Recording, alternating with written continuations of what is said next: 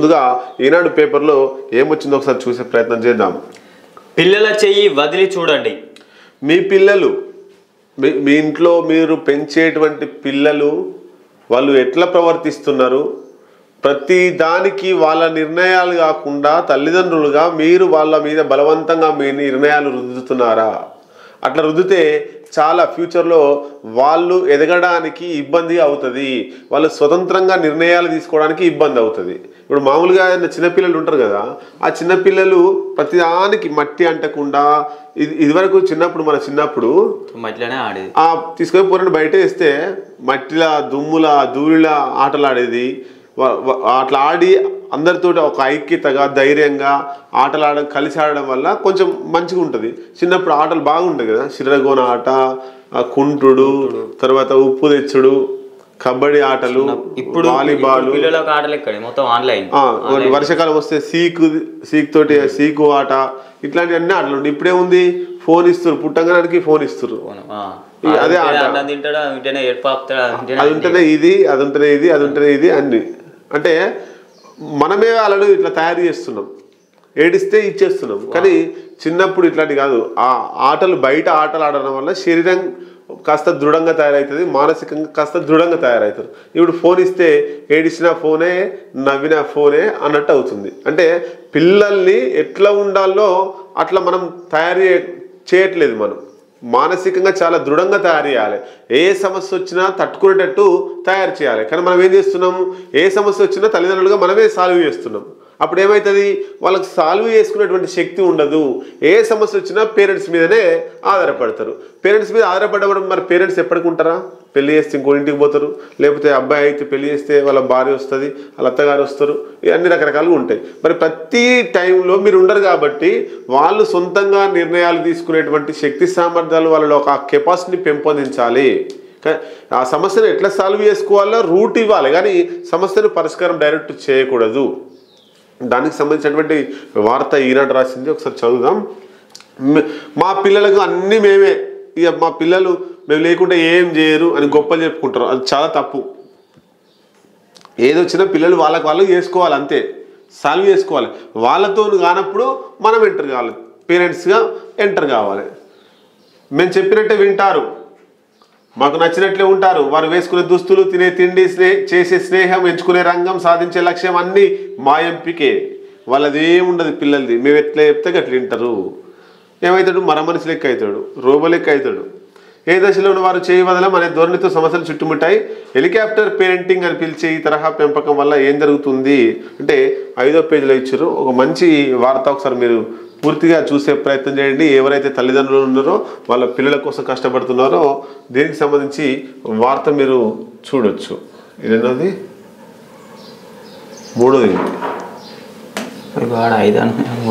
ఇగో చూడొచ్చు. మనం అన్ని తల్లిదండ్రులే చెడిపోతారానో, తల్లిదండ్రులు ఏం చేస్తారు, పిల్లలు చెడిపోతారానో, మంచి మార్గాన్ని ఎంచుకోరానో, ఫ్యూచర్లో డెవలప్ కారానో వీళ్ళు పేరెంట్స్ అంతా వాళ్ళు ఎంబడి ఉండే చేస్తుంటారు. అదుపు తప్పకుండా ఉండేందుకనో కొంతమంది తల్లిదండ్రులు పిల్లల విషయంలో ప్రతి అంశంలోనూ జోక్యం చేసుకుంటారు. వారు ఏ దుస్తులు వేసుకోవాలి, వారు ఎట్లుండాలి, ఎప్పుడు బయటికి పోవాలి, ఏ దోస్తులతో స్నేహం చేయాలి, ఏ కోర్సు తీసుకోవాలి, ఎవరితో ఫ్రెండ్స్ని చేసుకోవాలనేది పేరెంట్స్ ఇస్తుంటారు. మరి అట్లా సొంతంగా నిర్ణయాలు తీసుకునేటువంటి శక్తిని ఆ పిల్లలు కోల్పోతారు. ఈ పోటీ ప్రపంచంలో వెనుకబడిపోతారనే భయంతో అన్ని నిర్ణయాలు తల్లిదండ్రులు తీసుకుంటారు. మరి పిల్లలు ఎప్పుడు తీసుకునే అవకాశం ఉంటుంది, పిల్లలు ఎప్పుడు ఆలోచించే అవకాశం ఉంటుంది, ఒక సమస్య వచ్చినప్పుడు దాన్ని ఎదుర్కొనే శక్తి సామర్థ్యాలు పిల్లల్లో ఎట్లా వస్తాయి? అయితే వారు ఎదుర్కొంటున్న ప్రతి చిన్న సమస్యను తల్లిదండ్రులే పరిష్కరిస్తుంటారు. పిల్లలపై అధిక అంచనాలతో ఉంటారు, అత్యుత్తమ ప్రదర్శన చూపించాలని కోరుకుంటారు. ఏదైనా తప్పు జరిగితే తీవ్రంగా స్పందిస్తారు. మంచి పేరు రావాలనే ఉద్దేశంతో పిల్లలు హోంవర్క్ లాంటి పనులన్నీ కూడా తల్లిదండ్రులే చేసిస్తారు. మరి పిల్లలకి ఎట్లా రైటింగ్ ఇంప్రూవ్ కావాలి, పిల్లలకి నాలెడ్జ్ ఎట్లా ఇంప్రూవ్ కావాలి, పిల్లలకి చదువు ఎట్లా రావాలి, పేరెంట్సే రాసిస్తే. కాబట్టి ఈ అత్యుత్సాహం బంద్ చేసి పిల్లల్ని ఎట్లా పెంచాలనో గట్లే పెంచాలి, ఎట్టికి పెంచాలి. వాడిని ఆ సుఖాష్గా వారి అత్యంత ఆప్యాయంగా ప్రేమగా పెంచితే అన్ని అనర్థాలే వస్తాయి. మంచి తీసి బయట మీ ఇష్టం ఉన్నట్టు చేసుకోపో అని చెప్పాలి, గైడ్ చేయాలి, అంతే. అట్లే ఉండాలి. అతి జోక్యం అనర్థాలే. ప్రతి విషయంలో తల్లిదండ్రులు పిల్లల అన్ని విషయాల్లో జోక్యం చేసుకుంటారు. ఆ జోక్యం చేసుకోకూడదు అని రూట్ చూపించాలి. ఇది నువ్వు పరిష్కరించుకోవచ్చుకోపో అని చెప్పాలి. ఆ పిల్లగాడు పరిష్కరించుకోలేని సమయంలో గైడ్ చేయాలి తప్ప పరిష్కారాన్ని నేరుగా తల్లిదండ్రులు చూపించొద్దు. ఆత్మవిశ్వాసం లోపిస్తుంది వాళ్ళలో. నేను చేయలేను, మా అమ్మ లేకపోతే చేయలేను, మా నాన్న లేకపోతే చేయలేను అనేటువంటి ఆ ఆత్మవిశ్వాసం ఏదైతే ఉందో వాళ్ళ పిల్లల్లో కోల్పోతారు. ఎందుకు? ప్రతిదానికి తల్లిదండ్రుల మీద ఆధారపడతారు. అవకాశాలు కోల్పోతారు. కొన్నిసార్లు తప్పు చేయడంతోనే కొత్త విషయాలు నేర్చుకునే అవకాశం ఉంటుందనే విషయాన్ని గ్రహించాలి. ఒకసారి తప్పు చేస్తాడు, 2 సార్లు తప్పు చేస్తాడు, 10 సార్లు తప్పు చేస్తాడు, 11వ సారైనా రైట్ చేస్తాడు కదా. కాబట్టి ప్రతి దాంట్లో జోక్యం చేసుకోకూడదు. ఇట్లా అమ్మా నాన్న ఏం చేయాలంటే పిల్లల వ్యక్తిత్వాన్ని గౌరవించడం ముఖ్యం. వారు సొంతంగా నిర్ణయాలు తీసుకోవడానికి అవకాశం కల్పించాలి. ఒక సమస్య వస్తే నువ్వు దీంట్లో ఏం చేస్తావు చెప్పు నీ అభిప్రాయం అని వాళ్ళ అభిప్రాయాన్ని అడగాలి. వాళ్ళని తప్పుగా ఆలోచిస్తే మీరు ఇట్లా కాదు ఇట్లా గైడ్ చేయాలి. అట్లయితే బాగుంటుంది. సమస్యలను సొంతంగా పరిష్కరించుకునేలా ప్రోత్సహించాలి. పిల్లలకు స్వేచ్ఛ ఇవ్వడం ఎంత ముఖ్యమో హద్దులు కూడా వాళ్ళకి స్వేచ్ఛ ఇవ్వాలి. ఎట్ ది సేమ్ టైం వాళ్ళు చెడు మార్గంలో పోతున్నారా మంచి మార్గంలో పోతున్నారా అనేటువంటిది మనం చూస్తూ ఉండాలి. ఇది ఈనాడుకు సంబంధించి బాగా రాసిర్రు. ఇక్కడ మనం చూడొచ్చు. మోతాదు మించొద్దని కౌన్సిలింగ్ సైకాలజిస్ట్ డాక్టర్ టిఎస్ రావు చెప్తున్నాడు. పిల్లల భద్రత వారి విషయాల్లో జోక్యం పర్యవేక్షణ ఉండాలి. ఒక మోతాదు వరకు ఇది మించితే అతిగా ఉంటే పిల్లల్లో వ్యక్తిత్వ వికాసం లోపిస్తుంది. మీన్స్ పర్సనాలిటీ డెవలప్మెంట్ లోపిస్తుంది. ఆత్మవిశ్వాసం సన్నగిలుతుంది. సమస్య వచ్చినప్పుడు పరిష్కరించుకునే నైపుణ్యాలు తగ్గిపోతాయి. ప్రతి విషయంలో తల్లిదండ్రులు జోక్యం చేసుకుంటే పెద్ద అయిన తర్వాత నిర్ణయాలు తీసుకునేందుకు ఇతరులపై ఆధారపడే పరిస్థితి వచ్చే అవకాశం ఉంటుంది.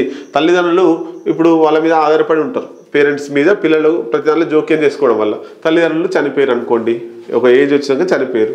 ఆ పిల్లలు ఎవరి మీద ఆధారపడి చేయాలి? పరిష్కారం ఎట్లా జరుగుతుంది? కాబట్టి చిన్నప్పటి నుండే సొంతంగా సమస్యను పరిష్కరించుకునేటువంటి అవకాశాన్ని కల్పించాలి. ఆత్మస్థైర్యాన్ని వాళ్ళలో పెంపొందిస్తేనే పిల్లలు వాళ్ళ కాళ్ళ మీద వాళ్ళు నిలబడి ఫ్యూచర్లో ఎప్పుడు కూడా వాళ్ళ సమస్యను వాళ్ళు పరిష్కరించుకునే అవకాశం ఉంటుంది.